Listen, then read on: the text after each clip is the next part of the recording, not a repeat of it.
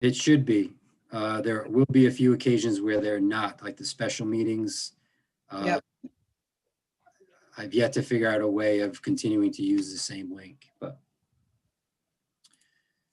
And I don't have Outlook calendar on my computer, so it doesn't come up automatically. I remember we had talked about that in the past. So I appreciate having that link the day of or the day before that email. and Pete, I think we figured out what's going on with you. There's certain email addresses that are the emails quarantined, those PDFs that I send, because there's so many links in the hyperlinks in the PDF, it's picking it up as spam or dangerous or risky or something like that. Okay.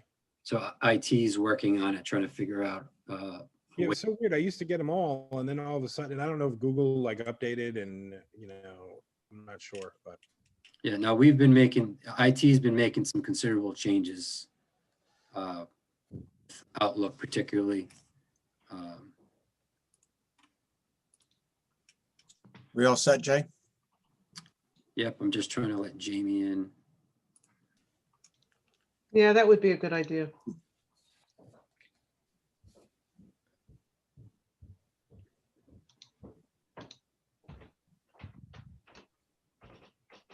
Okay, so now that's there.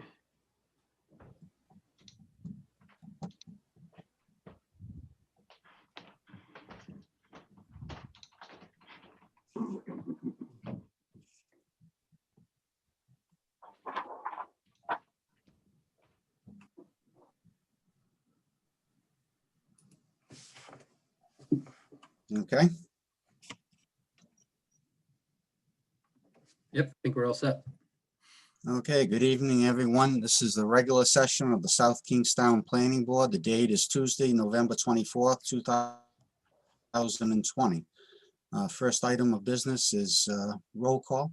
Pam, can you do the roll call, please? Sure. Paul Jordan, here. Maria Mack, Here, Joe Murphy, Here. Peter DiStefano, Here. Steve Demasi. Yeah. Susan Axelrod. Here. And Pam Rubinoff here. And why don't we get the staff? Jamie Rabbit, Present. Rich Bourbonnais, I'm here. Jay Parker, Here, Brian Wagner, Here. and Special Legal Counsel Amy Goins. Hi, I'm here. Okay. First item of business is the consent agenda. On the consent agenda, we have the approval of minutes for September 8th, 2020 work session as modified, October 14th, 2020, October 27th, 2020 regular session. And we also have on the report from the administrator, we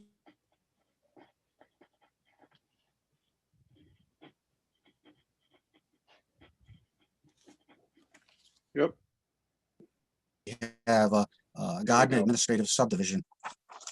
What would the, this is Maria. I'd like to make a motion to approve the consent agenda. okay, we have a motion from Maria. Do we have a second? Second, Second from Pam. All those in favor? aye. Hi. Aye. Okay, Pam, I was not, that passes for the- unanimously. yeah, I was not a member of the board for any of those meetings, so I'm not voting. Okay, we'll note that Paul Jordan did not vote on the consent agenda. He abstained. All right, first item on the agenda is a pre-application concept plan for a minor subdivision, the Horsley minor subdivision, for a 2-lot minor subdivision using flexible frontage. Jay, do we have someone representing the applicant?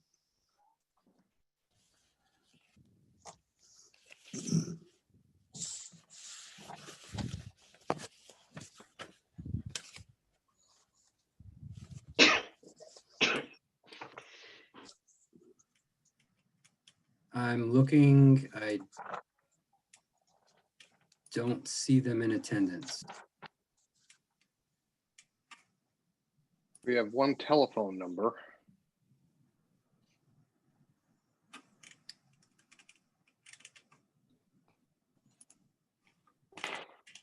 If anyone is in attendance for the what is it, the Hosley minor subdivision, could you raise your hand?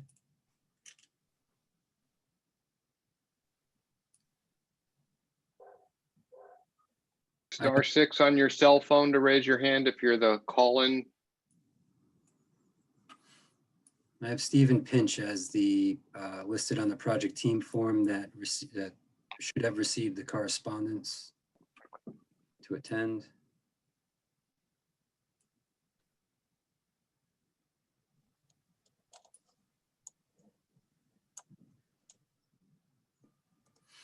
Mr. Chairman, I don't see them. You want to come back to it? Okay, why don't we we'll put that off and go to the next item on the agenda, which is the Westerly Community Credit Union parking lot.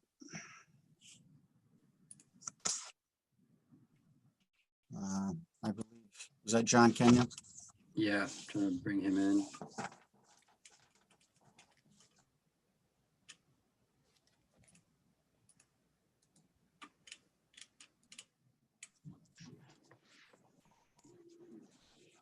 John, will it be you and Tom? Tom, oh, it's Josh, not Tom. Josh called Tom.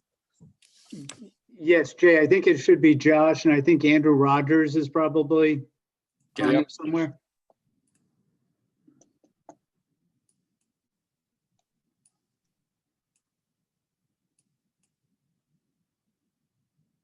Yeah, there should just be 3, Jay. That's what the email said.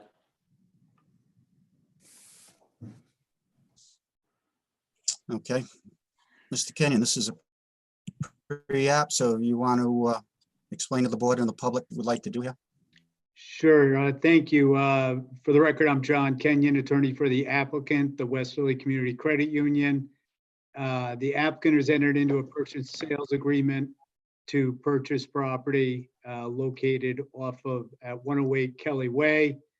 The property is 3.15 acres in size, and it's in the Route 1 Special Management District. The applicant's proposing the installation of a small parking lot with a total of 30 parking spaces with associated lighting and landscaping. The parking would be used for employees and guests for their bank located across Kelly Way. The parking lot is permitted by right. It would not require any waivers from the board. The matter was reviewed at the TRC meeting, and some additional information was requested. The question was asked why the applicant is buying both lots from the Greens. And the answer is they insisted on whoever was buying one of the lots to buy both of them. The proposed parking does not include any of the area of that adjacent lot. We were also questioned about the existing structure that's on the lot, and that will be demolished and removed. They are proposing a gate at the entrance of the parking lot, so they'll be limited to guests and employees. With us tonight is Andrew Rogers from the credit union, along with Josh Rosen. And Josh, maybe you can just go over the existing and proposed conditions. Sure. Thanks, John. Actually, if you don't mind, I think maybe just to set the tone a little bit better for the board, let's have Andrew maybe speak to the need for the project, a little bit about how his current campus at Westerly Community Credit Union at its location has evolved and what the need for this application is. Does that make sense, John? Sure. Okay, and then I'll get into a pre versus post and we'll answer any questions. So I think Andrew's on. Jay, were you able to let Andrew in as well? Yes. Yes, I am here. Thank you, everyone, for taking some time this evening to review this pre-application. So the Westerly Community Credit Union's been at its current location, which is 4979 Tower Hill Road, for just over 3 years now. And you can see it just up at the cursor just above in the square. And over that time, while it has been a brief period of time, the credit union is growing. It's growing in kind of an interesting way, especially with COVID, where not necessarily lobby traffic by any means, but actually support services by way of electronic services, lending, and such. So the credit union, as it continues to look into the future, and given the space that we do have in our facility, we'd like to explore the opportunity to have adequate parking when the need arises. We believe the need will arise probably within the next 1 to 2 years. Certainly not all 30 spaces, actually. Really, over 2019, we actually tracked this. We had only overcome our current parking space, leaving no room for member parking during 6 training sessions.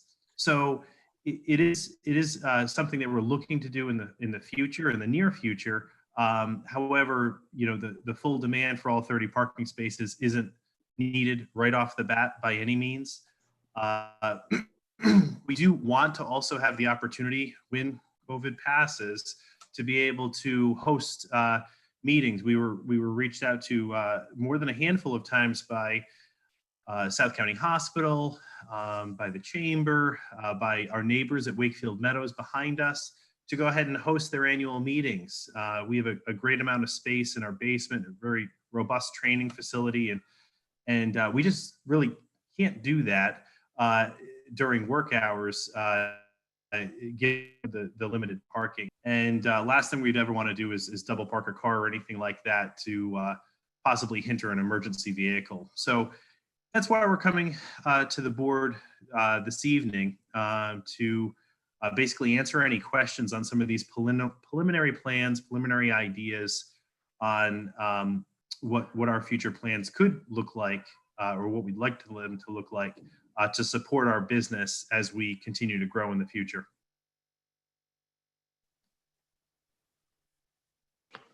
Okay, awesome. Thanks, Andrew. I don't know if anybody from the board has any questions before I get too far along with the rest of the items. Maybe we can have Andrew answer those now if there's anything that came up with his brief introduction. All right, I'll keep going then, and then we'll circle back. So as Mr. Kenyon said, the property that Westerly Community Credit Union, let me just pause for a minute. For the record, Josh Rosen, registered professional engineer with Principi Engineering, Inc. office at 27 Secundit Ridge Drive in Tiverton. We've put together the pre-application plans. We're here at a major land development based on the fact that this property is within the Route 1 Special Management District zoning. I believe if it weren't for that one fact, we would be in front of the board or at the TRC at development plan review. So the property as it's situated that Westerly Community Credit Union has a purchase and sales on is known as Plats 57-2, Lot 67, 3.15 acres in size. And so southwest of the property that the credit union currently owns is where this property resides. And its main frontage is on the state right-of-way of Kelly Way. There's also frontage on the private Hampton Way. So in order to gain the access to this parking area for the 30 proposed spaces, we've got an access drive at the southwestern corner of the property, which would be off of Kelly Way.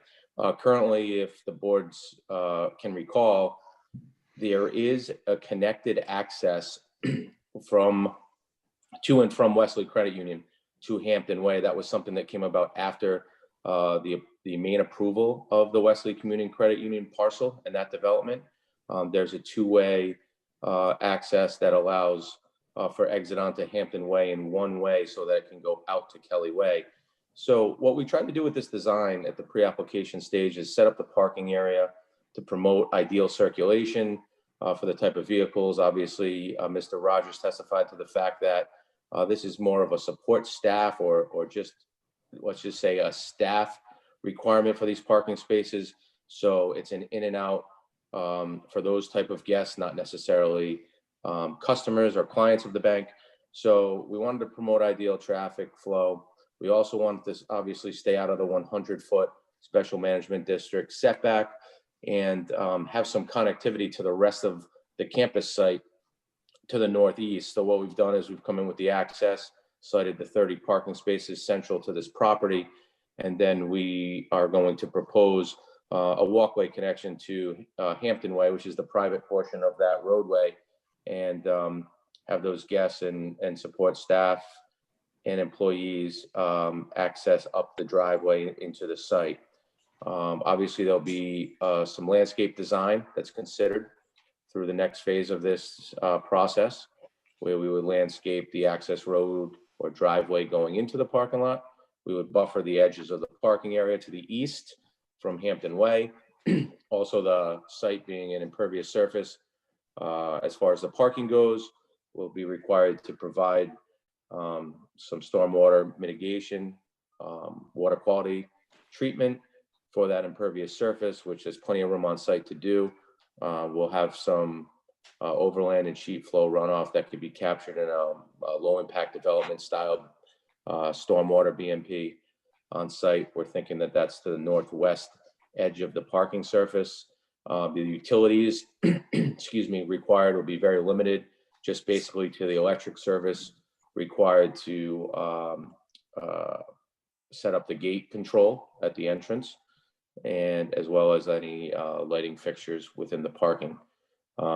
So a small amount of services, utilities wise, to set up the additional ancillary parking, about 20 to 25,000 square feet of land disturbance, although it was mentioned at TRC that we should go to RIPDs, which we have no problem doing for the disturbance and the stormwater review. And again, we have met the requisite open space that's required for the special management district. That's been shown on the updated plan sheet, sheet number 3, I believe, that the board received. And in a nutshell, that's kind of it. Again, the parking area will be designed to complement the campus site to the northeast.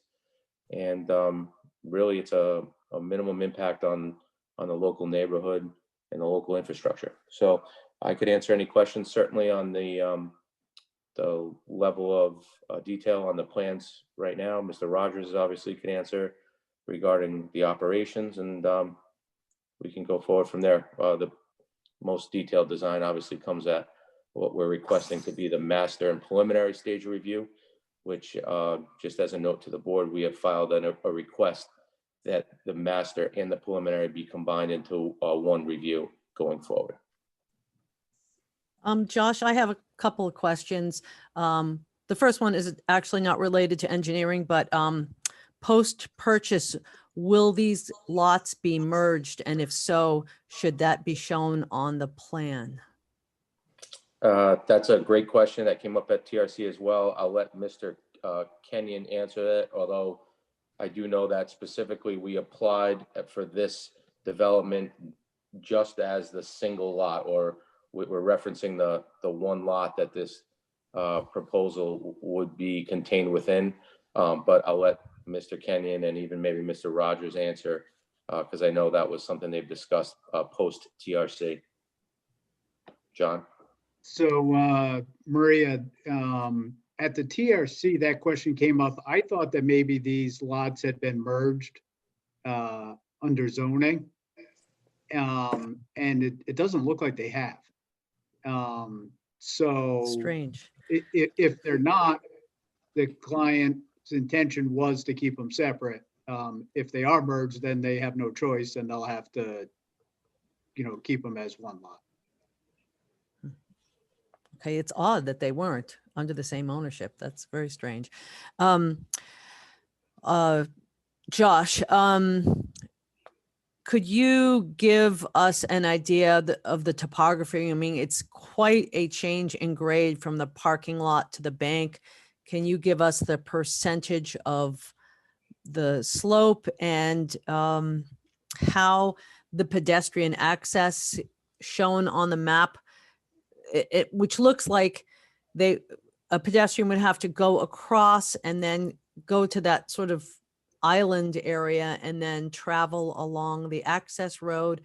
I'm thinking about, in the middle of winter, icy, how that would be the best path forward, or if there's an alternative idea. Yeah, so basically from a pedestrian standpoint, you can see the topography on GIS. You know, everything slopes from up at the Wesley Credit Union site in this area, basically to the west and down toward those adjacent properties. The existing grade through most of the land basically runs between an 8 and a 10% slope. We're going to have some grading associated with our stormwater and just leveling of that parking area to kind of soften that grade in the immediate area of the proposed development. As far as the grade up from Hampton Way to the current Wesley Credit Union campus, you're basically running from an elevation of what I'm seeing is about 144, 146 up to 152, 154.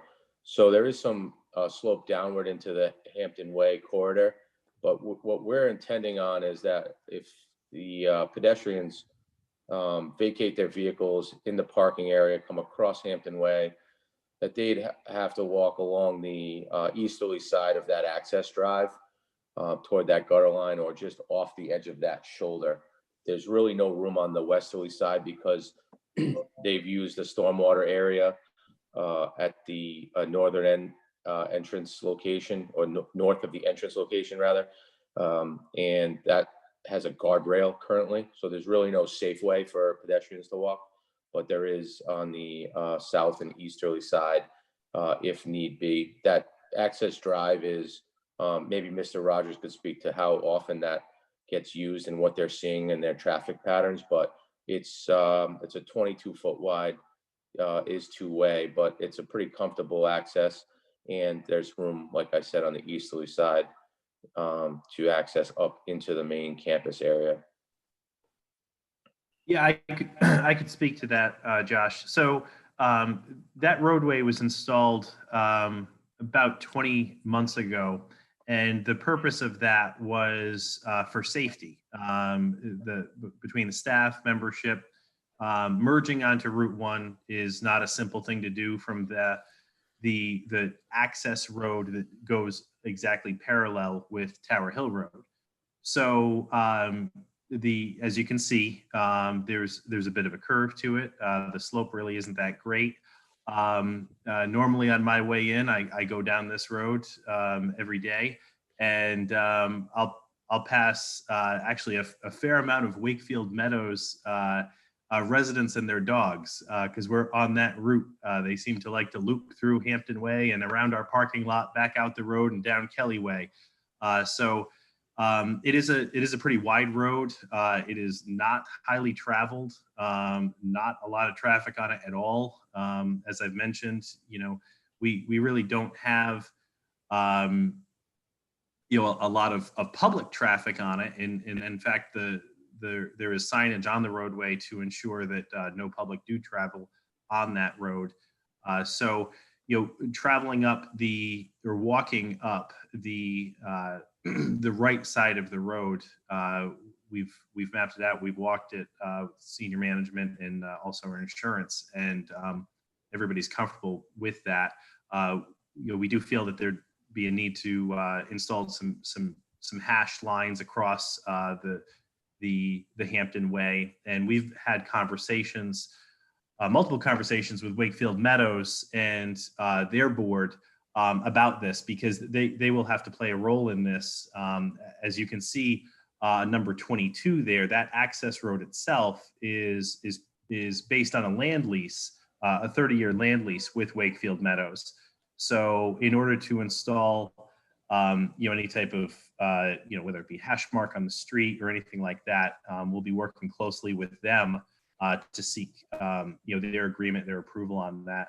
Given the number of pedestrians that they have though walking around, again, we're comfortable with the plan as far as what we'd be having our guests or our employees do when they do need to use the overflow parking lot.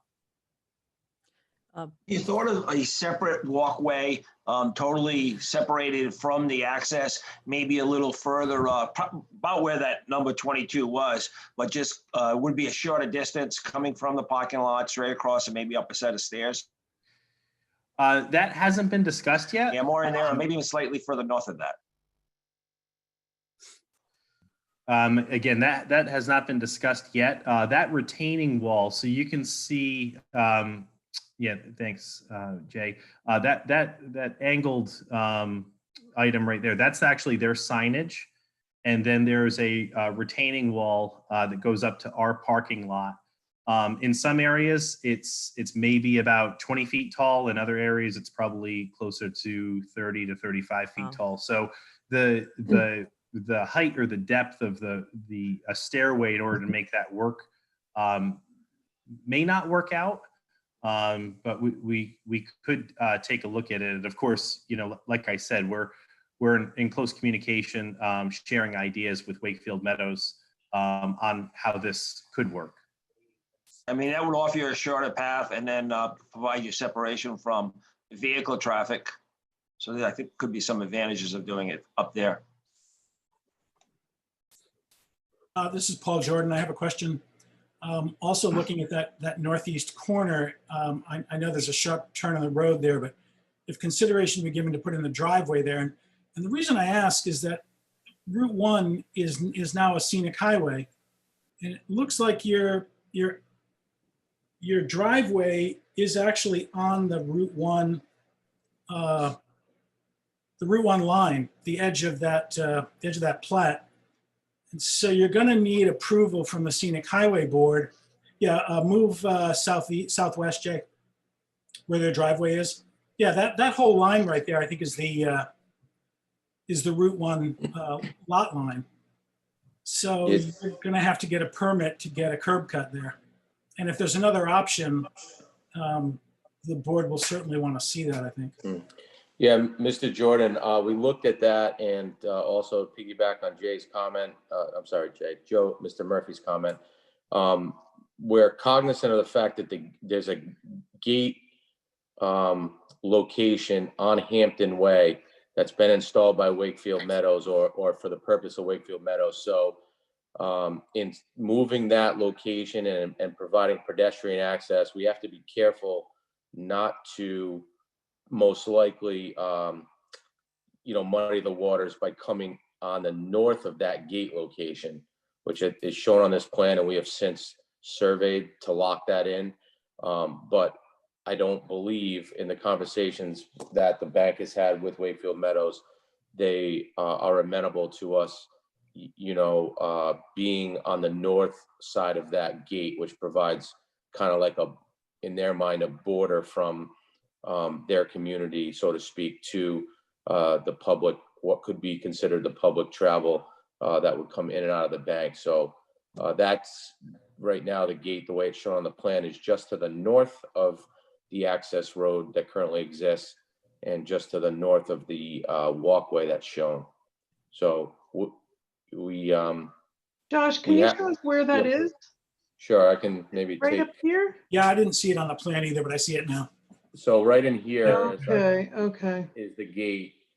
And so I believe Mr. Murphy was maybe insinuating, coming in maybe over here.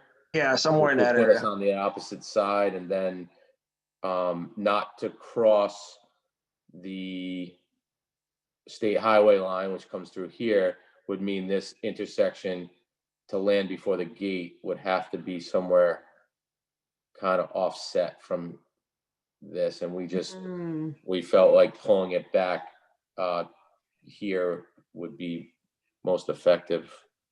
But And if I could add one item, in working with Wakefield Meadows over the past 3-4 years, before these gates were even installed, the reason why the gate is where it is that was one of the flattest areas they could find on Hampton Way to install the gate, because they were concerned as far as their residents, who tend to be older, having to stop on a hill. And they were concerned about that. So that's why the gates are where they are. And that's also one of the reasons why we have proposed the walkway be where it is, because where the walkway would exit is actually even flatter than where the gates are. And as residents come into Wakefield Meadows, they're slowing and stopping at the gate. And as they exit, of course, they're not accelerating at a great deal of speed. So putting it on that side helped kind of play into the idea of a safety mindset, trying to reduce the incline. There's a couple of thoughts had gone into it, and also Josh, initially during our conversations, we actually thought to actually have the entranceway for the parking lot right where the exit of the access road is, but believed that it's just too much. There's just, that would basically make a 4-way stop, and just it didn't seem prudent, didn't seem maybe the best plan, which is why we revised that and are coming forward with this. Certainly, if you had been able to make the access in a more northerly direction, that would be less incursion into the buffer, which, as you know, is required within the scenic roadway.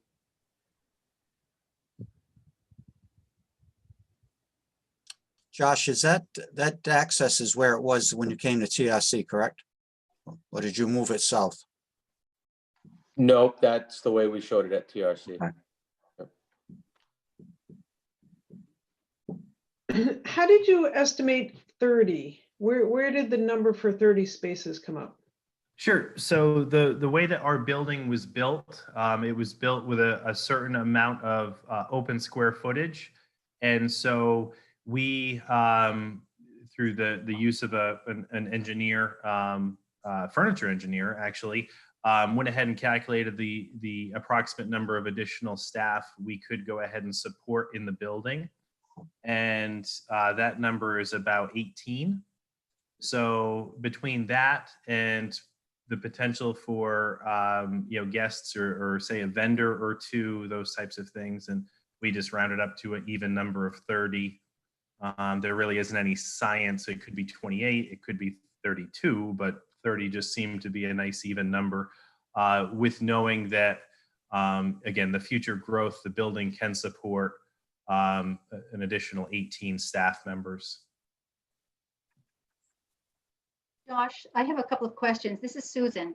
I wonder about post-COVID and whether or not in-person meetings will be like they were before, and whether or not, if we don't go back to large in-person gatherings for a long time, or if it's permanently changed because we're all on Zoom now, whether or not this parking lot would therefore be required. And will it just sit out there vacant if you don't resume to the pre-COVID sort of activities you were anticipating? I'd be, yeah, Andrew. I'm Andrew, sorry, that's go a ahead, great Josh. question. Yeah. Yep, go ahead. Did You you want me to understand take my that? question?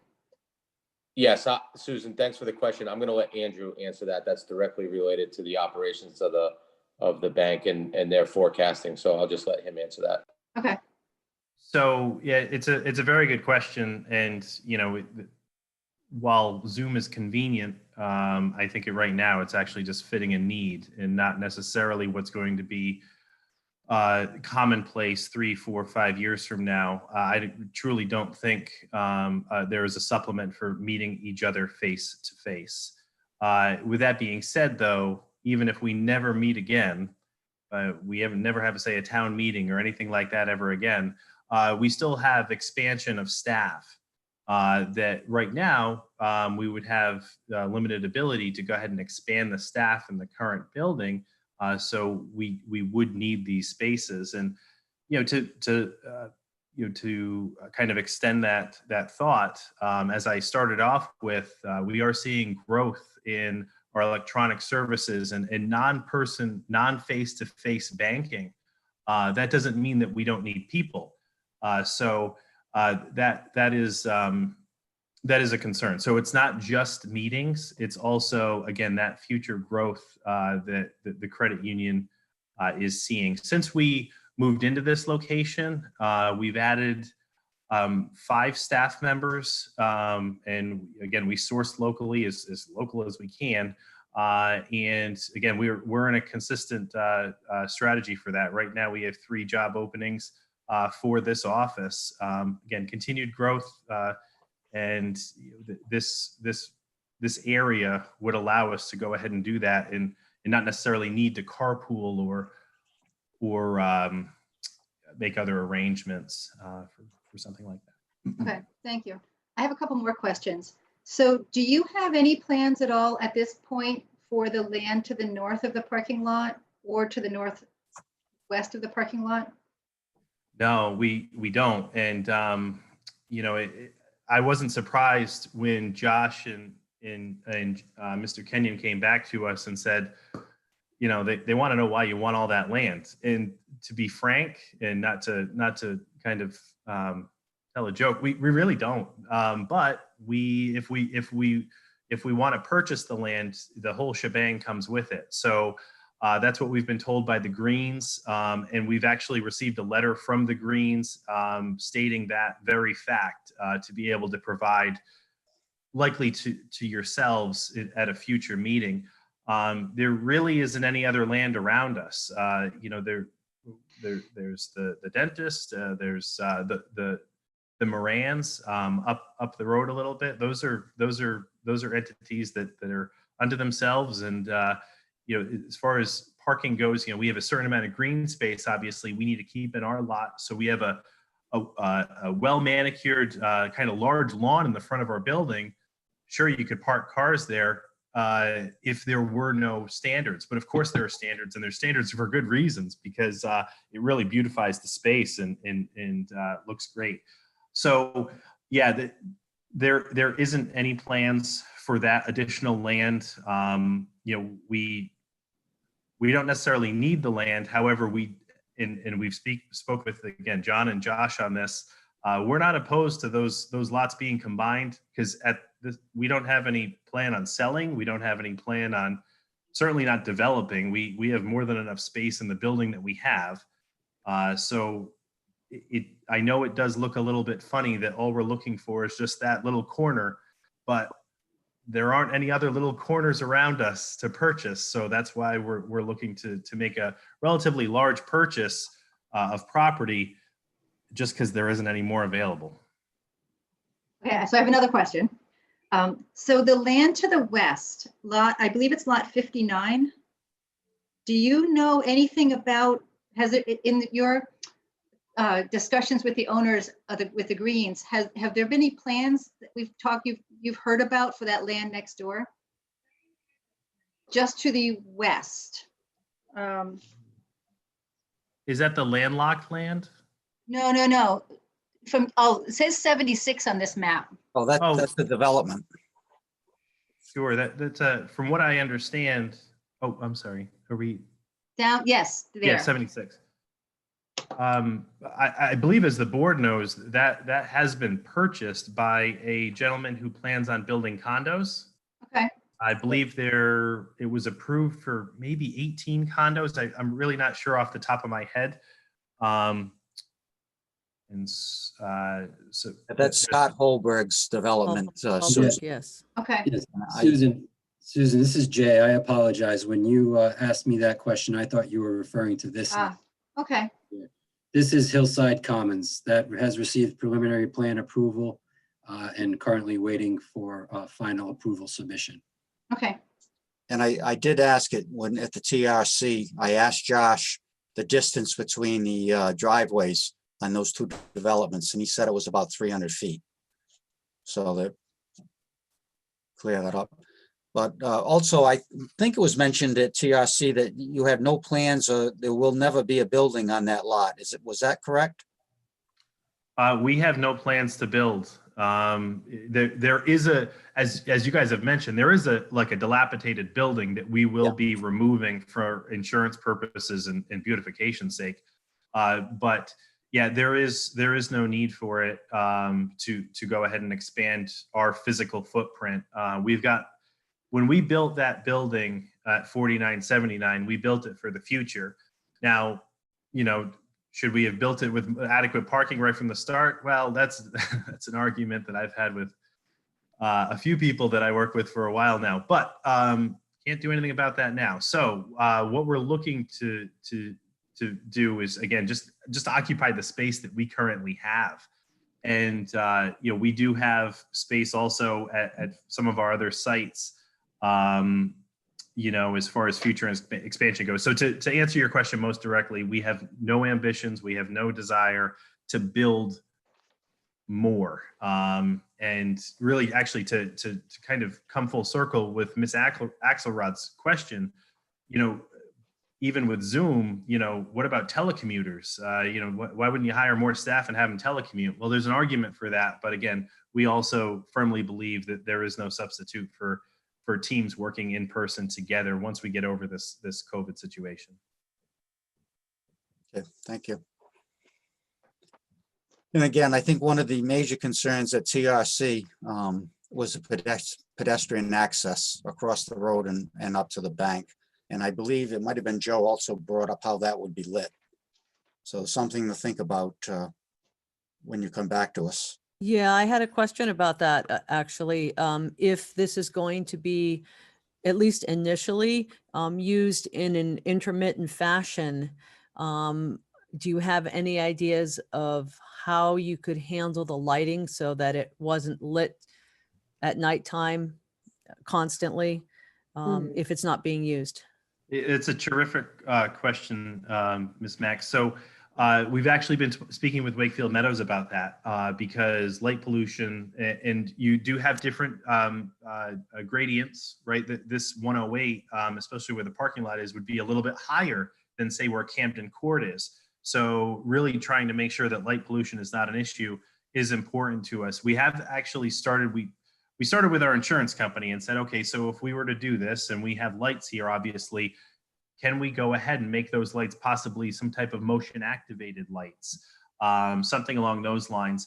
We do also have preliminary plans. We're researching from a safety standpoint, since we predominantly have female staff, an emergency call box also out here. So that's a great question, Ms. Mack. I don't have an answer for you on that, but we're discussing it right now as far as, you know, if it is, as we say it is, which it will be, really not highly used by way of, you know, maxing out 30 spots. And really, again, we're only there, as I joke with my staff, we're only there 1/3 of the day because we only work from 8 to 5 every day. It's pretty great. But, you know, there really isn't any need to light it at 2 o'clock in the morning, such as how we light our current, you know, drive-through because of the ATM and the security around that. So definitely well noted, and the conversations are occurring on that item, and we will have an answer for you on that. Yeah. And in particular, if you're going to combine your master plan and preliminary hearings, you're going to need to provide that information up front. So, any other questions from board members? Well, actually, in that same respect, you spoke about safety. You know, I wonder if you would ever put video out there, if that really is a concern, or maybe that would just be something in the future. But it seems like some lighting and a call box are good ideas. Yeah, we haven't talked about the video capability yet. We certainly could. I don't want to necessarily tell you that we would or that we will. We will, you know, again, consult with our insurance company to see what they feel is best. Right now, obviously, we have at least 40 security cameras just in our building and our parking lot. And also even the gate, actually, the gate that Wakefield Meadows installed has cameras on it. So to install them probably wouldn't be that difficult, but we'd have to do some research on that. First of all, on risk, need, and then the actual ability to get cabling into that area and track it all the way back into the building underground. I think also it's worth thinking about as you move forward from a practical management and financial management perspective, any invasives that are on site and how they may need to be managed. Yeah, I understand, Ms. Mack, and you know, I'm sure you're referring to the bamboo that's on the site. And you know, again, we're looking at all angles. The bamboo predominantly actually isn't on what would be considered what could be the credit union's property. That dark property line, as compared to where Hampton Way actually is, a lot of that vegetation in between is owned by Wakefield Meadows, and the majority of that vegetation is bamboo. So, but we hear you on that. It provides excellent screening, but it shouldn't be there. Okay. All right, any other questions from board members of the applicant or the engineer? If not, we do have on page 7, we do have a motion for the combined hearing. If somebody'd like to address that. Is there anybody in the audience that wants to talk? I don't see anybody with names. I didn't see any hands raised. No. I'll make that motion. The South Kingstown Planning Board hereby grants the request of the applicant Westerly Community Credit Union to combine the conceptual master plan and preliminary plan stages of review for this project located at 108 Kelly Way, Assessor's Plat 57-2 Lot 57. The applicant shall be required to meet the application requirements for both the conceptual master plan and preliminary plan stages of review prior to scheduling the required public hearing. Okay, we have a motion from Maria. Do we have a second? Second. We have a second from Pam. Any discussion? I have one for Jay. Because lot 58 is tied into this, should we reference it on this motion as well, or Amy, maybe that's a question for you. Well, they are separate lots of record, correct? Yes. So Amy can correct me if I'm wrong, but I believe this would only be for the lot the application has been made for at this time. Correct. This is Amy. I agree. The motion should not reference a lot if it's not part of the application. Okay, had been part of the discussion. That's why I asked it. All And right. Amy, do you have any sense of why these would not have been automatically merged at some point? I'd have to look into it. I know better than to Seems answer odd. those merger questions off the top of my head because they are not as simple as it would seem. Yeah, they must have had them in different names or separate names. Okay, we have a motion on the floor and a second. Pam, will you take the roll? Sure. Paul Jordan, Yes. Maria Mack, Aye. Joe Murphy, Aye. Peter DiStefano, Aye. Stephen Demasi, Aye. Susan Axelrod, Aye. and Pam Rubinoff. Aye. Okay, the motion passes unanimously. Great, We'll, thank you. Thank you. Mr. Chairman, if I may, Sure. I Go ahead, have, John. I have another matter at the end of your agenda.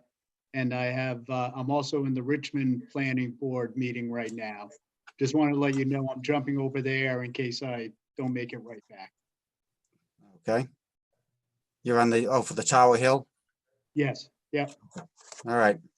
We'll try to extend that till you make it back. All right, thank you. The magic Okay. of Zoom. Yeah. All right, thank you, John. Good to see you, Josh. Thank you. You too. Have a good holiday week. You too. Thank you. Jay, is the Hostley, anybody from the Hostley minor subdivision show up yet in the attendees?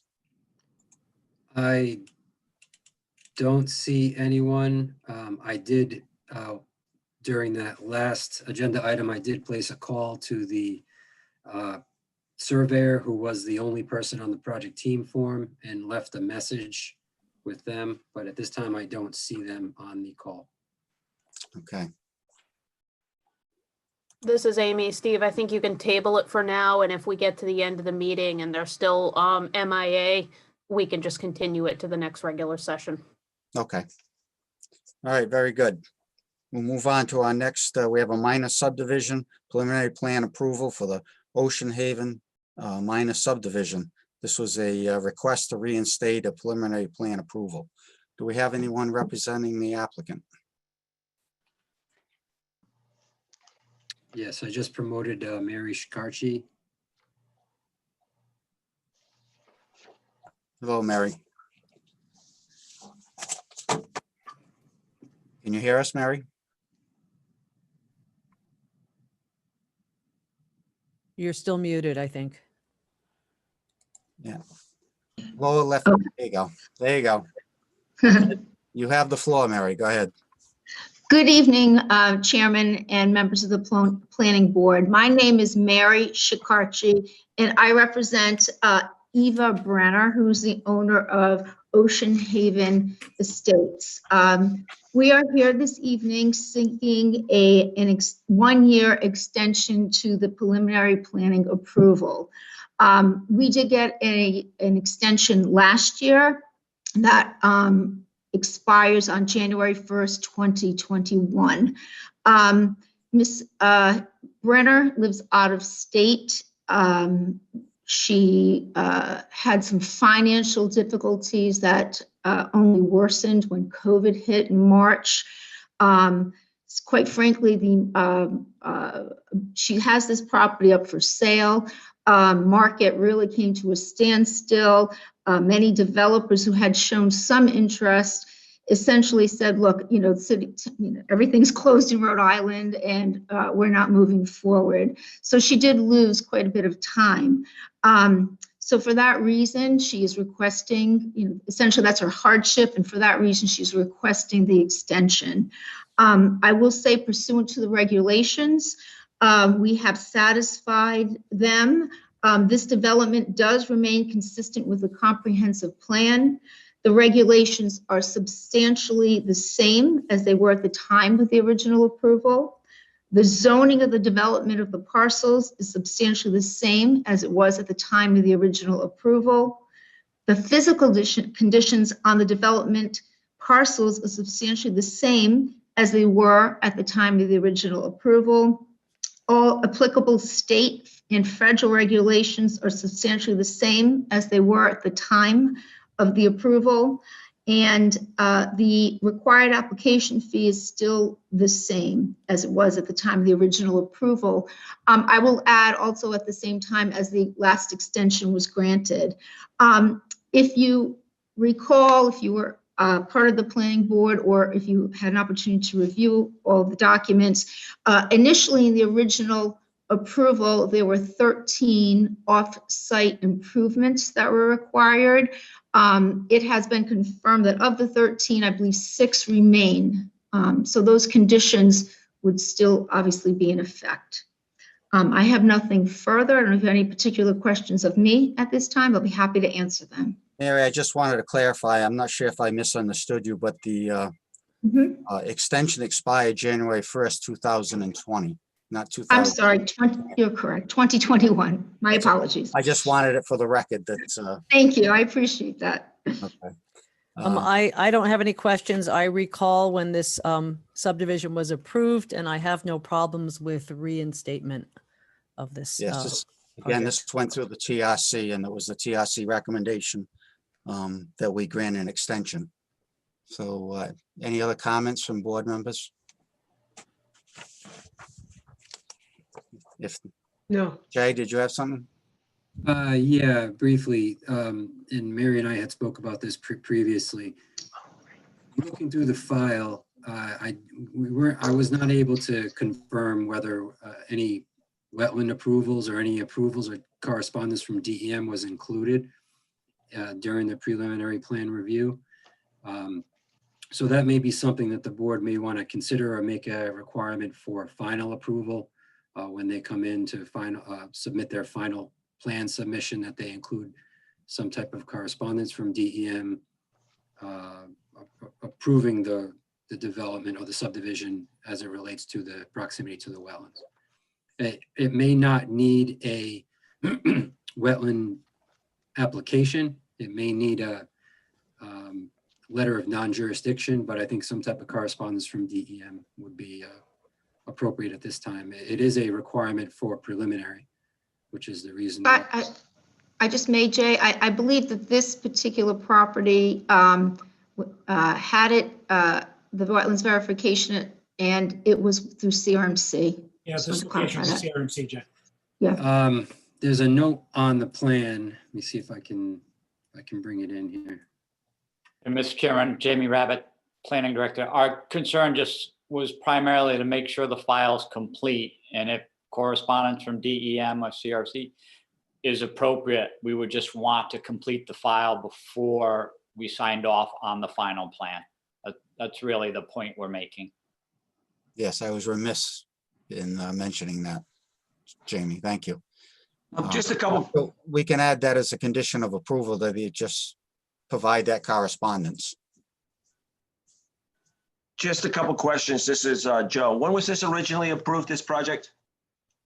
2009. 9. And for this meeting tonight, neighboring property owners given notice? Or is that not necessarily for an extension? Not necessary for an extension or a reinstatement. Okay. I mean, I remember this coming through last year, and I take some comfort knowing that the TRC reviewed it and made a recommendation. I do think the fact that 2009, you have potential different property owners, you have different concerns, you got different board members which have different expertise in different areas and different concerns, and the priorities might be different. So while I'm willing to go along with the extension, I think that if this comes again in front of us next year, I will be a lot more hesitant to do it another time without neighboring property owners getting another look at that point. So that's Well, Joe, what I'm trying to do. this is Pam. Good point. And next year, hopefully, we would have another a new comprehensive plan too. So we would have to make sure that that was consistent. I didn't look at those, this is still the old comprehensive plan, so, but good point. This is Amy. Question for Jay. Jay, I just want to make sure we're on the same page regarding Joe's question on notice. Reinstatement is treated the same as a preliminary hearing with the same notice. And because this is a minor subdivision, it didn't, minor subdivision with no waivers, it didn't get notice initially. So that's why there's no notice provided tonight, correct? That is how I understand it. Yes. Okay, thank you. That's what I thought too. I just want to clarify that. Okay. Any other comments from board members?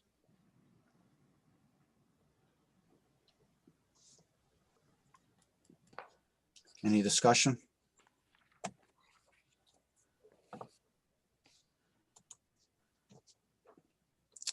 Okay, well, we have on page 2, we have a draft motion for the, Steve, I'll make that motion. Ms. Mack and the members of the board, if I could clarify, there is Sure. there may be a typo referring to the date that the approval or the anticipated approval will be good for. I believe that date should be 2022. I believe I referenced 2021, which is So only, it'd be December 1st, 2021. 22. 2022. yeah, I don't have it in front of me. Let me see if I can. It says for It 1 says year, it shall 21. expire in December 1st, 2021. So you want to make it December 1st, 2022? Why? What? No, that would Because be it wouldn't be from a now? year. I'm sorry. That is correct. I withdraw my statement. But if I may, hello, can you hear me? Yeah. The current permit expires on January 1st, 2021. So I would assume a 1-year extension would expire January 1st, 2022. No, it expired January 1st, 2020.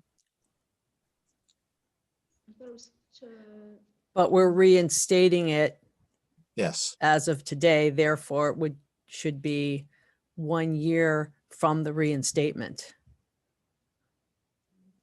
yes. So I've put this is the 2019 approval.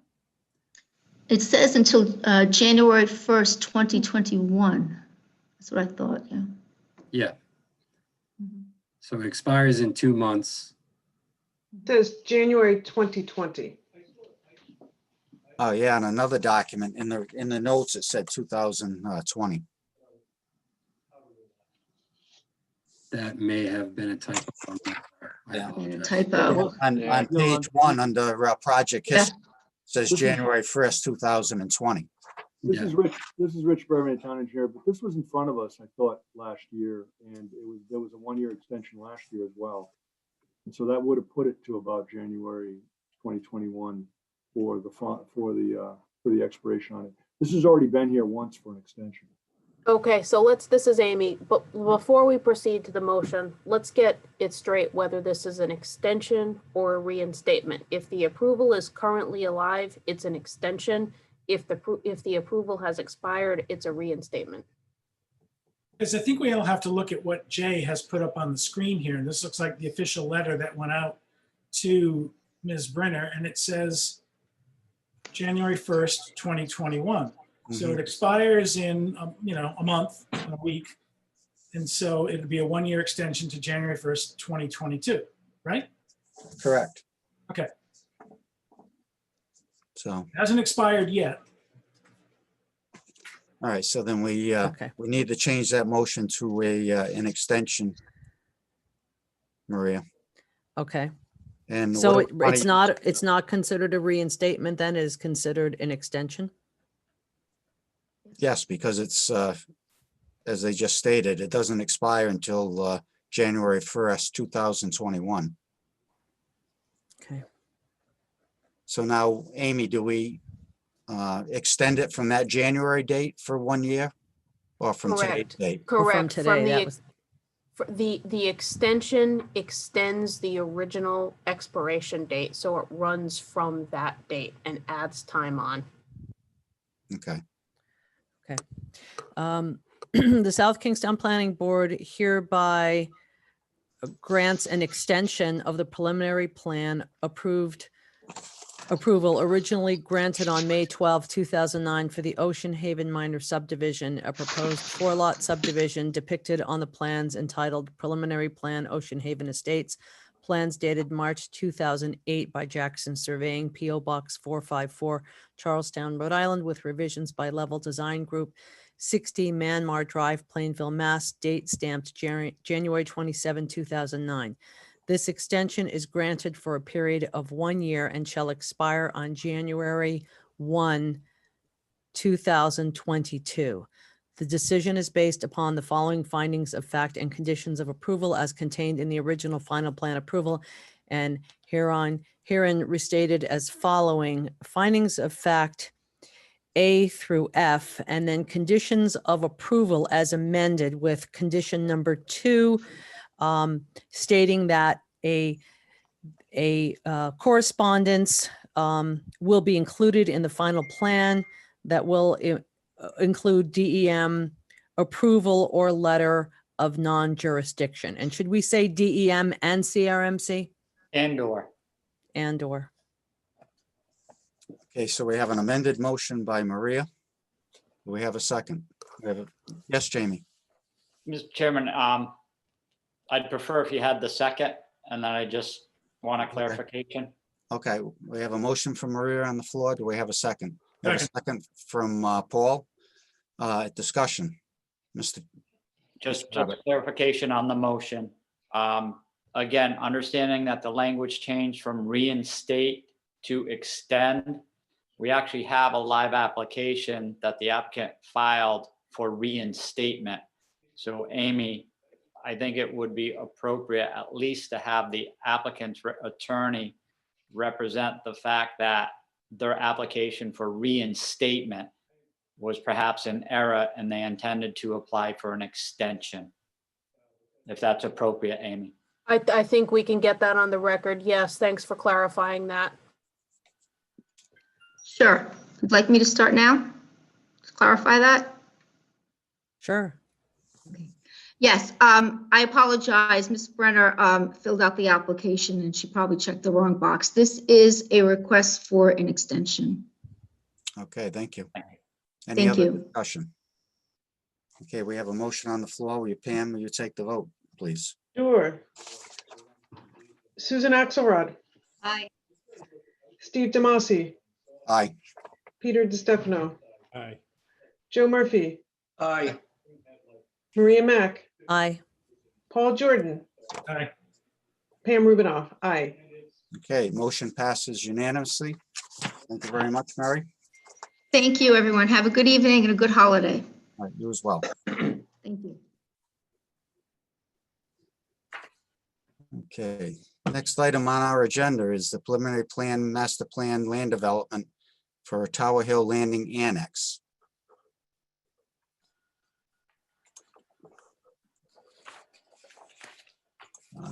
I think Mr. Kenyon is probably not back yet. Yeah. So it looks like Chris is here and Steve is here.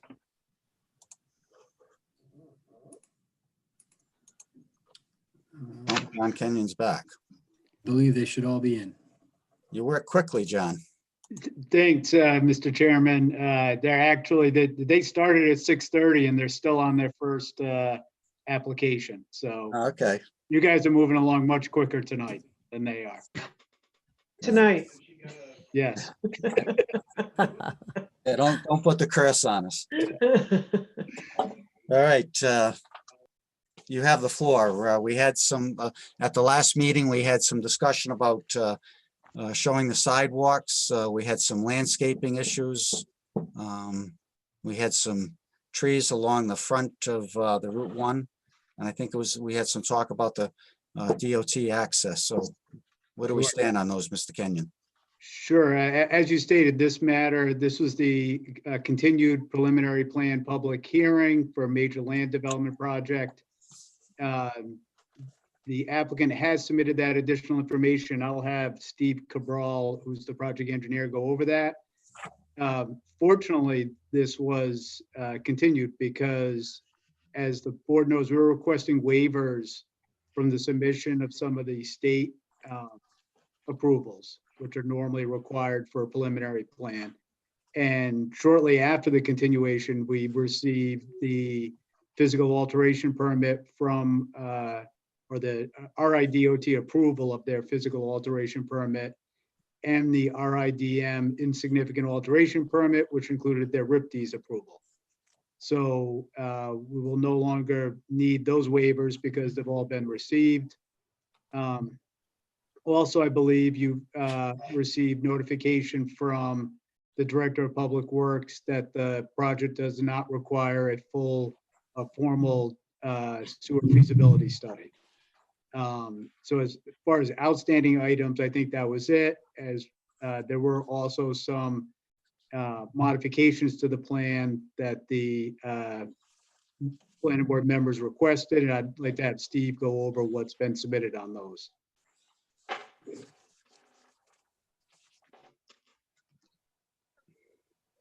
Thank you. I'm Steve Cabral with Crossman Engineering of 151 Centerville Road, Warwick.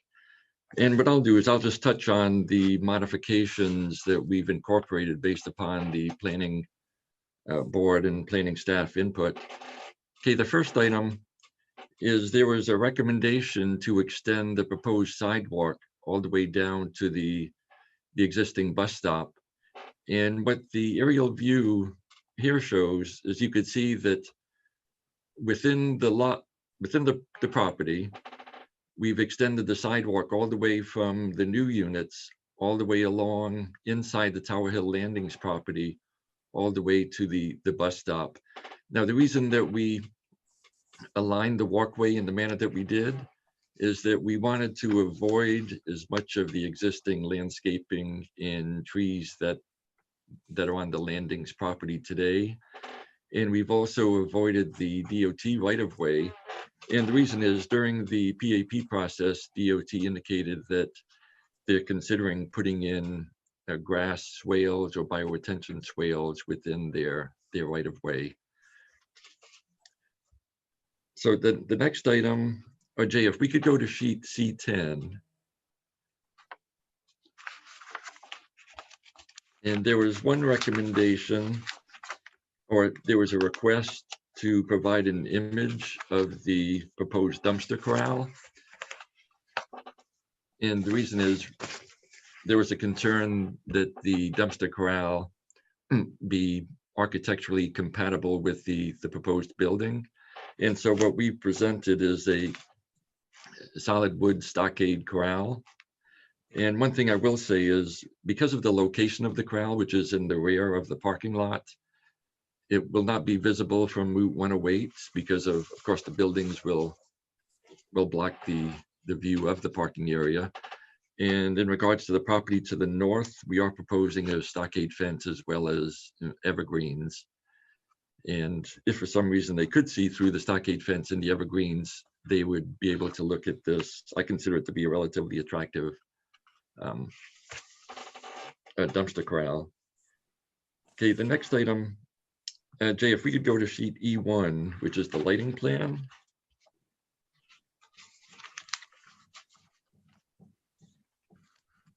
Yep, there it is. Yeah, one of the members had a very valid concern. They wanted to make sure that there was adequate lighting at all of the egress doors. So what we've done is we've worked with the architect and we've placed wall packs right above all of the exit doors.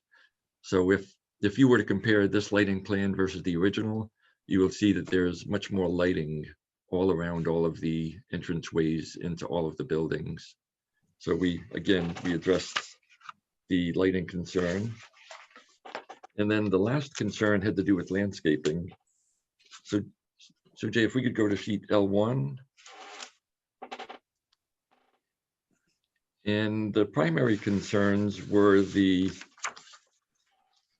size of the trees along Route 108. So it was recommended that the street trees along Route 108 be amended to be glory red maple. And the reason being that in the long term, the anticipation is that the glory red maple will become much taller. So it'll be more in scale with the building as well as the other street trees in the area. The other recommendation that the planning board members had was to increase the shrubbery and ground cover beneath the trees. Essentially, the request was to improve the understory along the frontage so that it wasn't just the street trees and lawn. So what our landscape architect did is they provided certainly many more shrubs and ground cover, ranging from hostas, daylilies, hydrangea, and various other plants all along the front to improve the understory.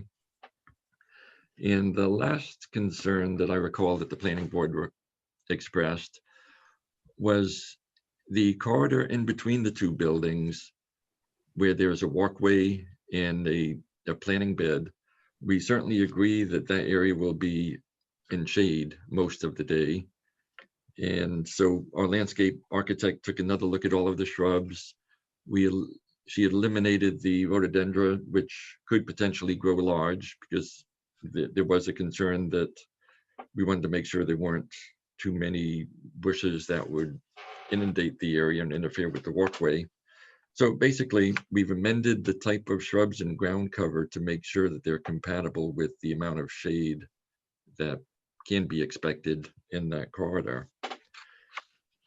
And based upon the notes that I took from the last meeting, we do believe that we've addressed all of the preferences and recommendations of the planning board and the staff. Steve, I'm sorry, if I could just ask him, there's one other item, Steve. I believe they had mentioned the landing in between the two buildings. That's what I was going to say. Yeah. Did we take a look at that and do we have clearance and? Oh, yes. Yes. After working with the architect, that there's essentially no landing in between the buildings. So what you'll see is there's the building one, the building on the left. There'll just be an exit door that opens onto the walkway, but there's no physical structure. Okay. We won't have to walk around steps. No, there will be no steps. And apparently the question came about because the architect had a standalone single building. It didn't represent the way the site was actually designed, with the two buildings back to back. Okay. So there will be no steps. All right. I had one comment on your landscape plan. I was thinking perhaps in that northwest corner along the frontage that you could maybe put another significant tree in there. And that would, you are right up against the 25 feet off the road, and it'd be nice to just have some significant trees lined up parallel to that building to, as they grow, eventually break up the mass of those buildings. So maybe we can add one in that corner and cut down. Okay. And I had some, not surprisingly, comments relative to the landscape plan as well. I think both Jamie and I had concerns that there were only 4 trees and not enough vegetative material to break up the mass and the scale of the buildings. And perhaps it was misunderstood, but unfortunately, this plan has all essentially ground covers and things that are low growing. For example, other than the boxwoods, hosta, daylily, a procumbent juniper, which is low growing, a low growing, and these names are actually in the common names themselves. Nepeta, which is a Walker's low growing catmint, a carpet rose, a juniper that's procumbent. So all of these things are very, very low growing, and to me do not achieve the purpose which I attempted to articulate at the last meeting. I'm thinking more like shrubs, whether it's rhododendrons, ilex. There are lots of natives that you could use, again, to help break it up. Something that is non-existent 6 months of the year and very low growing in addition to that doesn't really suit what the purpose of the reason that we want to have this kind of perimeter landscaping. Thank you, Maria. This is Pam. I was going to say the same thing. I'm not the master gardener or the landscaper, but those things I do know. And given the goal for trying to break up the massing and scaling, I would like to see a little bit more greenery there year round.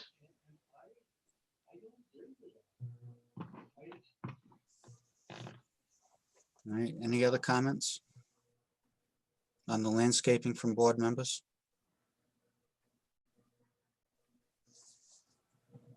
Mr. Cabral, I had a question on the dumpster fence. The residents, will they have to physically open that gate to access Yes. it? Yes. I'm just wondering what kind of, if they don't close it up, that it just, go Mr. Chairman, if I may. ahead, Jamie. What I've recommended in the past, and again, we just had access to this, is when, I'm glad you asked the question, when there's, we'll say, pedestrian or resident access, we would always make a recommendation, it would be on the easterly side of this, that it potentially be expanded 4 feet into that landscaped area, and that a pedestrian door / gate, a person gate, be added. We've all seen the failure of the gates when they're operated by non-trained individuals. So again, if that was extended in an easterly direction, just the box basically 4 feet out, that would allow you to provide a person gate that's not as heavy, that has a much easier mechanism with regards to a latch, which allows someone to walk inside, put things in the dumpster, also allows you to do slate recycling within that 4-foot area. Just a couple of, 50-gallon, 65-gallon roll containers can be also put in there. That's something easily done, and they do have the space to accommodate that. If I can touch base. That's on the something that maybe you can show him, Jamie? Absolutely, staff could, if that was in a motion to approve, we could provide that detail for them. Yes, yeah, we certainly agree. And we would also be more than willing to work with the staff and add additional shrubs such as rhododendron along the frontage. We don't see that as a major obstacle. What we propose here is only our interpretation of the discussion. But as you all recall, during the past meeting, there were quite a few discussions going on simultaneously. So I apologize if I didn't include, if we didn't include all of the shrubs. But I can assure you, before it's built, you will have adequate larger shrubs. Mr. Chairman, if I can just circle back on the landscaping just quickly. Sure. Go ahead, Jamie. Mr. Cabral referenced Glory Red Maples along the Route 108. Actually, the plan calls out, as recommended by staff, Acer, Saccharum, Green Saccharum. Mountain.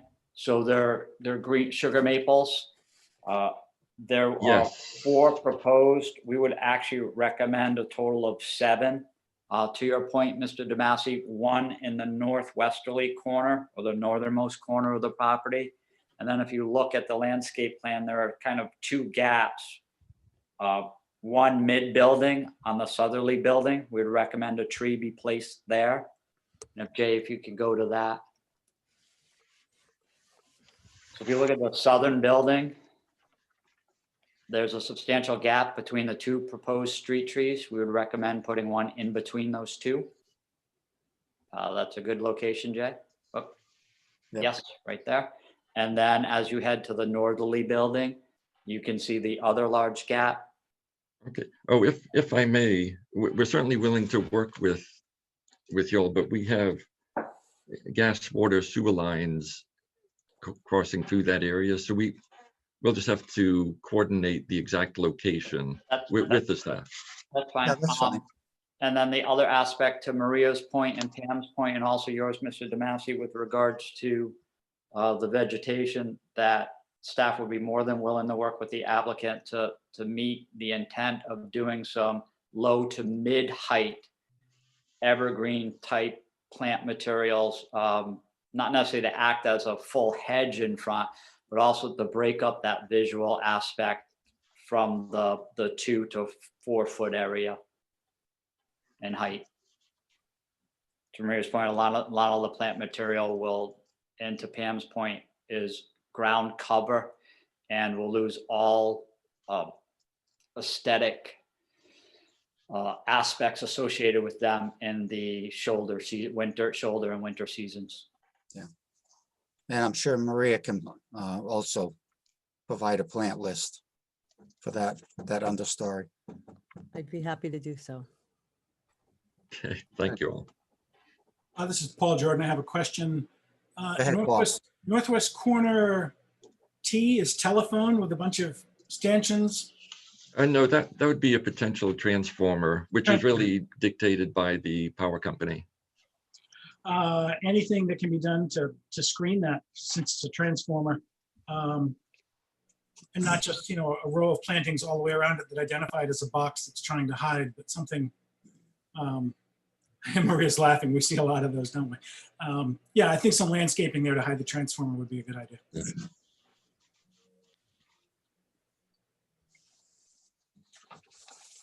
Mr. Chairman, with regards to that landscaping of the transformer, I know the applicant's going to have to work with the utility company. In some aspects, he's showing bollards around that pad. If they can work with the utility and do a few strategically placed landscape rocks and or features, and then landscape around those rocks versus having that bollard placement.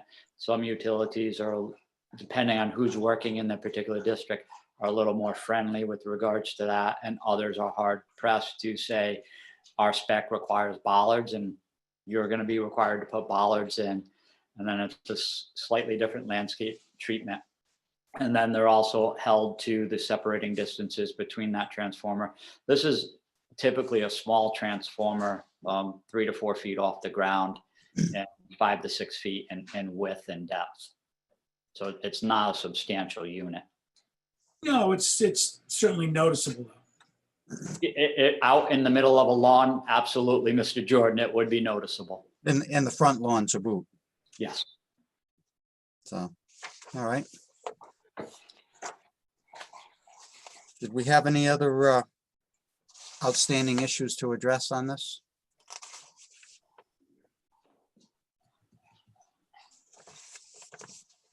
All right, hearing none. Jay, it looks like we just have a a public hand up. hearing. Yeah, there's a public hearing, so Can we bring in the, who's ever got their hand up, 5975? Hi, ahead. this is Linda Dunning. This Can you is state your Linda name again, Dunning. please? Linda Dunnington Rogers. I'm the landscape architect for the design. Okay, I think that some of the things regarding the front might have just gotten lost in translation to me, so I am very sorry about that. I was trying to create kind of a garden concept, but I do understand what you're saying in terms of the screening. You're not looking at something like a hedge though, correct? You want something still kind of natural looking like a hedge? I would prefer that. I'm not sure the other board is in agreement. Yes, this is so- Paul. I would say yes. Yeah, okay. Yeah, something a little more natural, not hedgy. Okay. And also, in regards to the trees, Steve did mention that was the reason why there were less trees. There's actually, if I remember rightly, a number of utilities under there. I don't know if perhaps something like some lilacs or hibiscus or some larger shrubs might be acceptable in lieu of some of the trees. Well, we suggested 7 tonight. Can we leave those on there and maybe have staff walk out as we move along and see about the placement of those? Mr. Chairman, even with 7 street trees in front, you have the opportunity to space those 35 to 40 feet apart, which should be more than sufficient space to sneak utilities between them. And then as far as the shrubs go too, you, as you know, I'm sure, things like the lower growing rhodies that have a shallow root zone would also be probably more easily adapted to the site. Yeah, there are plenty of others. that shouldn't be- yeah, no, the shrubs shouldn't be the problem. It was more the trees. I just want to be certain. I just wanted to mention that. Yeah, we certainly take into consideration, where you have to place your utility lines and sewer lines, so. But we'll shoot for the 7 and go from there. Okay. All right. Yep. Okay. Was there anybody else in the attendees that wish to speak? Please raise your hand if you do.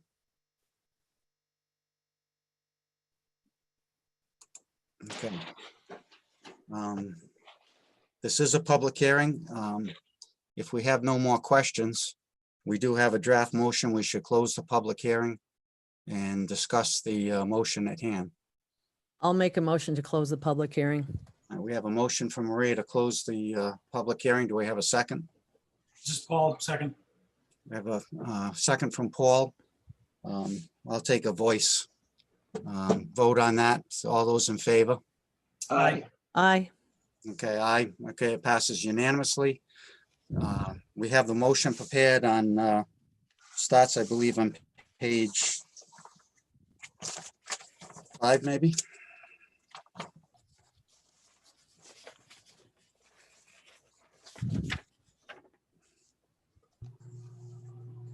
Mr. Chairman, if you can just give staff one moment, unless someone has the potential 3 additional items, if you can give me a moment, I can type those up. Okay.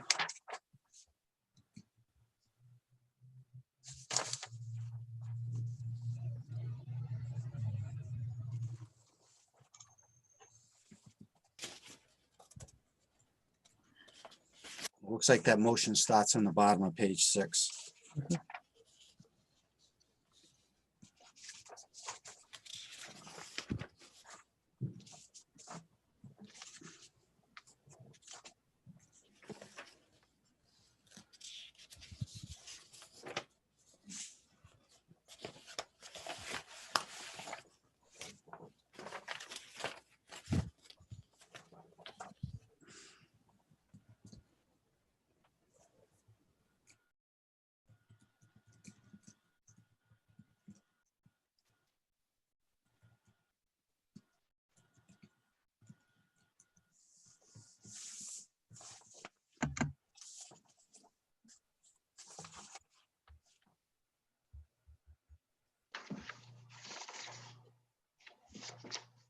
had to answer the door. Neighbor brought me cake. Well, yeah, for one, No, it's actually three. There's 3 slices here if you'd like to come over. Oh, you're never supposed to eat it if you don't have enough for everybody. We could split it up. Thanks. I mean, that's just wrong. Is it good? I'm not eating it yet. I just answered the door. Said, go away. I'm eating. I already have my tea. Mr. Chairman, if I may, I think, the 3 additional items. Okay, That the applicant shall add 3 additional Green Mountain sugar maples along the street frontage for a total of 7 street trees. The applicant shall supplement the proposed ground cover landscaping with mid-height plant material to assist in the screening of the proposed residential structures. And the applicant shall modify the dumpster/trash enclosure to include pedestrian access with a minimum of 4 feet of additional space to accommodate those movements. so that would be under the conditions of approval. So that would be 15, 16, and 17. Yes. Okay, I also had a suggestion that we include on page 7, under findings of fact, inclusionary zoning and affordable units on H, although it is stated under conditions, but in the sentence, the applicant has proposed that 3 of the 16 lots, et cetera. I think that in that, in H should be a reflection of the 80% AMI. okay. So noted. This is Pam. Jamie, would you want to change your second one to say that evergreen shrubs? Mid-height evergreens? We could say evergreen type Yeah, plant material. Again, it could be holly, could be evergreen, exactly. Evergreen type, just something that is not, that's there Not deciduous. year-round. Not deciduous. not limelight. You could say hydrangeas. conifers. Okay. I think we understand the intent. Okay. We have a motion as amended tonight on the floor. Somebody like to make that? I'll make that. And I also have a question with the changes, particularly relative to landscaping. At what point would there be an opportunity to review such? Would this be done by the administrative officer? And should that be included in the conditions? And of course, I would like to have a look at the amended plan as well, but Okay, then we'll just sort of a question. make that, we'll let staff review that and they can call you, Maria, or anybody else Sure. that is interested in looking at that final plan for landscaping. Can also talk to Jamie or Jay about that. When they get it, they'll let us know. The South Kingstown Planning Board hereby grants preliminary plan approval to Tower Hill Landings Annex, an 11-unit multifamily residential development located on AP 32-4 Lot 32 with a physical address of 2095 Kingstown Road, Tower Hill Landings Annex LLC applicant owner. This approval is based upon plan set entitled Site Plan Set for Proposed 11-Unit Residential Development, Tower Hill Landings Annex LLC, Plat 32-4, Lot 32, zoning districts CN and R10, Commercial Neighborhood and Medium High Density Residential District, and Kingstown Road Special Management District, 2095 Kingstown Road, Route 108, South Kingstown, RI. Sheets 1 through 18 dated July 2020 by Crossman Engineering, 151 Centerville Road, Warwick 02886. This approval is based on the following findings of fact and conditions of approval. Findings of fact A through F. Findings of fact inclusionary zoning and affordable units G through N. With the amendment to H. Findings of fact, requested relief, Article 4, special requirements, G, landscaping, Article 4, special requirements, H, multi-household dwellings. Rhode Island General Law 45-23-41, general provisions, major land development and major subdivision preliminary plan. conditions of approval as amended 1 through 18. Was it 3, Jamie? It's 3 plus, and then the landscape review. So 19.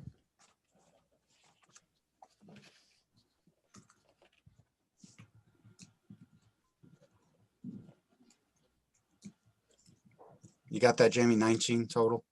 Yes, and again, I'm at that the final landscape plan shall be reviewed and approved by the administrative officer. Okay. All right, we have a motion by Maria. Do we have a second?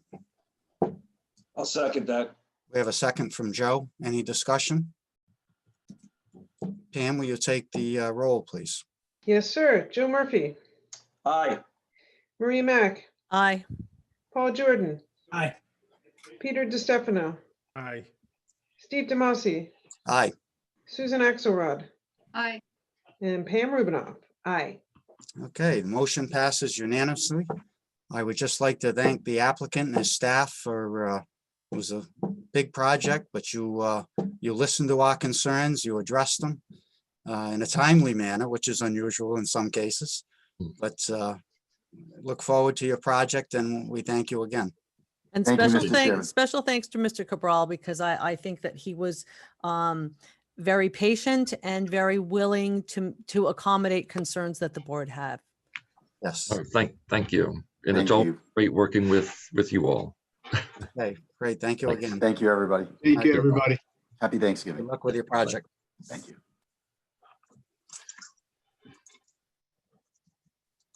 Okay, I guess, Amy, did you say we'll need a motion to continue the Horsley? Yes, please do. I think the next regular session meeting is okay and staff can be in touch with the applicant. Okay. Somebody want to make that motion? I'll Motion, make that motion go to ahead, continue. Maria. if no one- Pam here, and make a motion to continue that until our next meeting. That would be the Horsley minor The Horsley subdivision. major subdivision? Minor. Okay, minor. Major. It It's says actually major on the, It says minor too. But it's an FDRP, so it's a major, correct? It's, this is Jay Parker. They're utilizing flexible frontage. So because flexible frontage requires a waiver, it becomes a major subdivision. It is not an FDRP. Okay. We should, for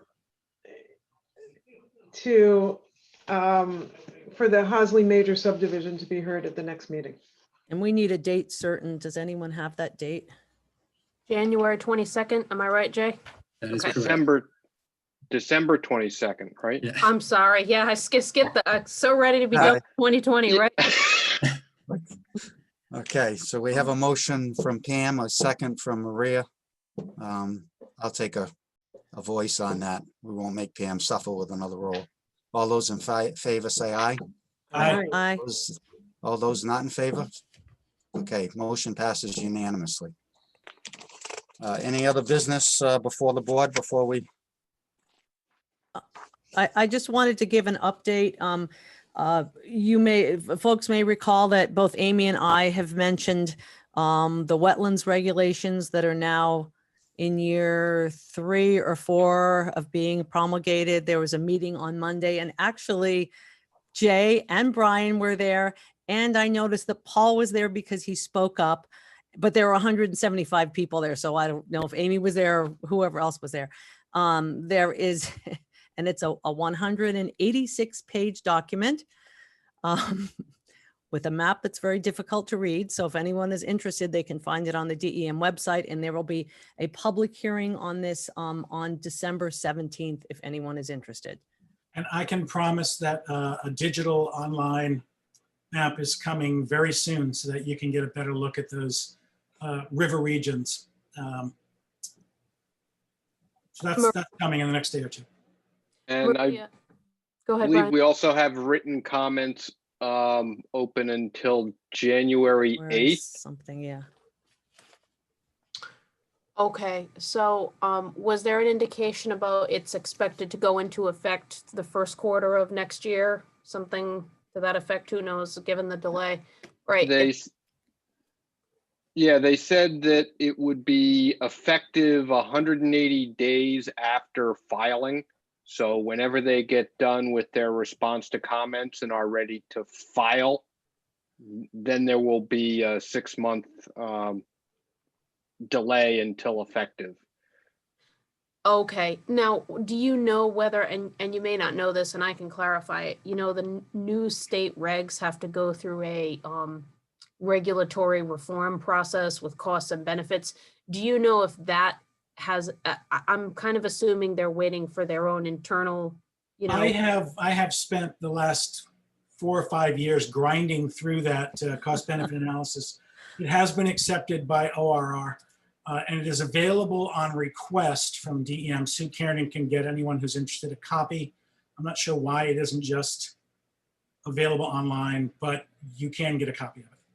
Okay, so I guess the bottom line is early next year, we should prepare for those to become effective and probably start thinking at least about the process for amending the zoning ordinance, which isn't strictly necessary from a legal perspective, right? We know that any provisions we have in the ordinance and the regs would be superseded based on the state law and the new state regs.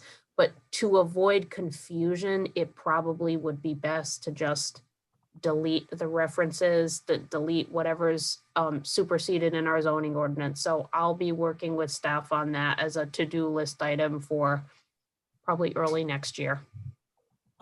This is Paul again. There was some discussion in the public comments about when towns are notified about a wetland application. My understanding from Sue Kiernan is that some town planning departments didn't want to be bothered doing a lot of work on an application when it hadn't gone before DEM first. Under the new regs, DEM will be sending out a letter to all municipalities asking who they would like to be notified on permit applications. And they're also talking about finally getting an electronic, a PDF copy of the plan, whatever's submitted, even if it's just a preliminary determination, so that those plans are available for review, even as DEM is working through the process. There was a local planner who suggested that everybody should be invited to DEM's pre-application meetings. And again, there was a question of some communities might see that as an obligation, you know, that they have to go to every pre-app meeting, and they didn't want to make that part of the regs. So they're talking more about looking at process to make sure that people are aware of what's going on out there. So, something else that I thought was interesting was that DEM doesn't want the application unless it's received master plan already from a town.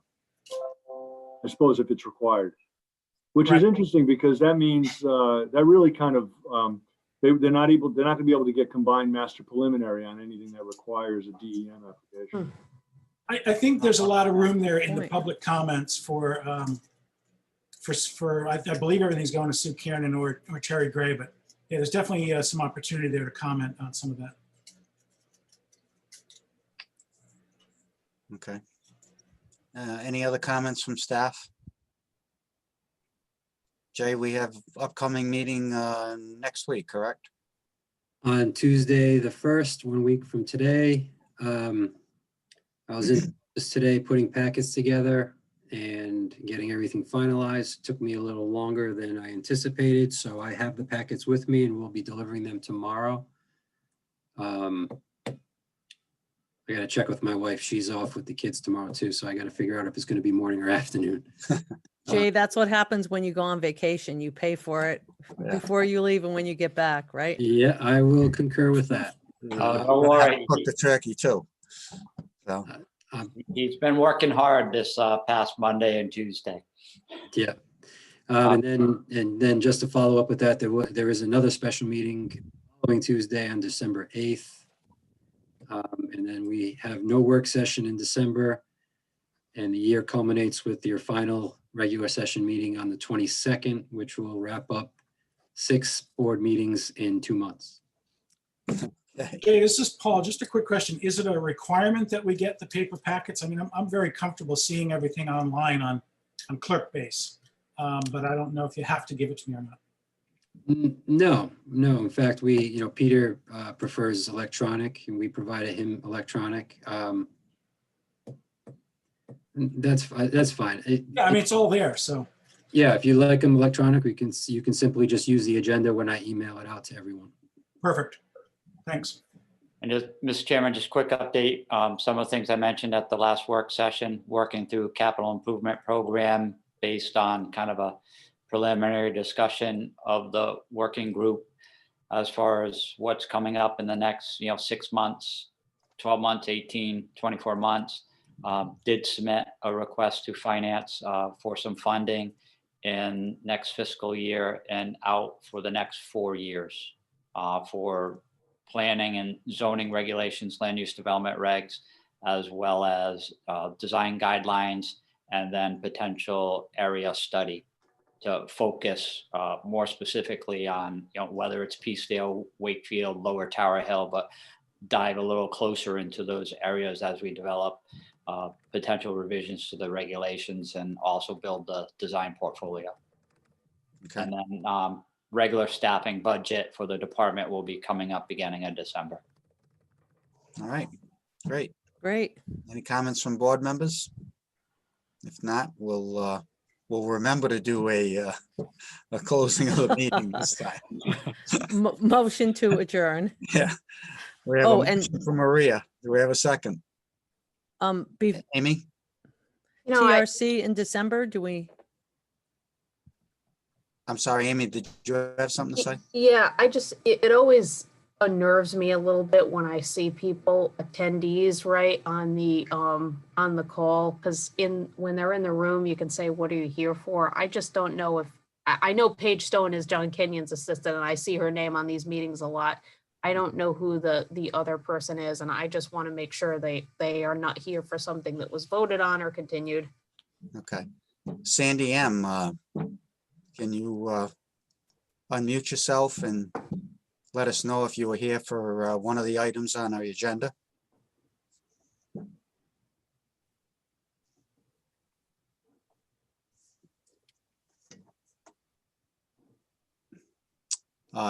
Sandy, you're muted, so go to the bottom left-hand of the screen, and you should see the mute and unmute. If you move the mouse over there, it should pop up. Yeah, and everyone has the right to listen, in anonymously if they want to. I just want to make sure that we're not, ignoring someone who's here for a reason. Sure. And the host can also send an attendee a request to unmute, which will pop up on their screen, maybe make it a little bit easier for them. Yeah, I have done that. Okay. Okay. Well,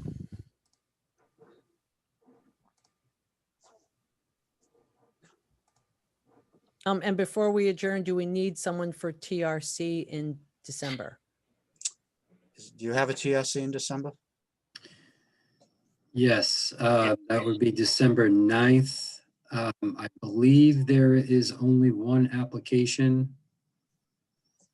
I believe there's only one application. I wasn't here last week, so I didn't see anything other than that on the table. So there is one. Okay, do we have a volunteer? I think Peter raised his hand. Yeah, Mr. I'll do Demasi. it. Peter raised his hand. Okay, Peter, did you want that morning or afternoon? What options? I'll just- It's your choice as the planning board member. You have the power. What time on the 9th? 9 o'clock. Typically 9. I can do 9. Okay. All right, and we're not getting a response from Sandy, so Just one more quick question about Zoom. I know that I can see all the participants. Can attendees see who the other participants are, or no? No. Is that by design, or is that a limitation in Zoom? Or This is, we utilize the webinar function on Zoom, which separates attendees from participants, or panelists, I should say. So the board and applicant, we promote applicants to panelists when their agenda item is up and panelists can see the entire participants list. However, when you're a member of the public as an attendee, you don't see how many people are there or who exactly is in attendance. Okay. Thanks. So everyone have a good Thanksgiving, and I'll take a motion to adjourn. I made that already. Will we have a second? Second. We have a second from Paul. All those in favor, say aye. Aye. Aye. Motion passes unanimously. We'll see you Have a next. good Thanksgiving. Yous too. Good Thank you. Thanksgiving, everyone. everyone. Have a good Thank week. you, Everybody.